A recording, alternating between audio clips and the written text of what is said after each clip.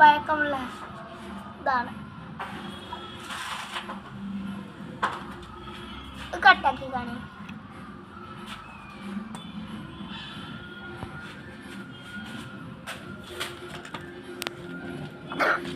വേണ്ട ഒരു 100 വർഷം പഴക്കമുള്ള വീടാണ്.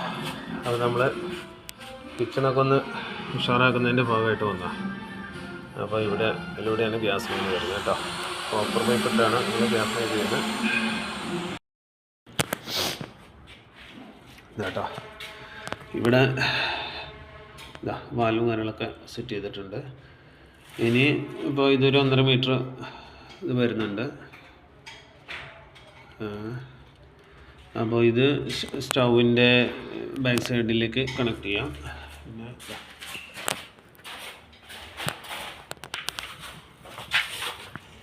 കേട്ടോ അതിനടിയിൽ കൂടെ ഇങ്ങനെ പോയിട്ടുണ്ട് കേട്ടോ.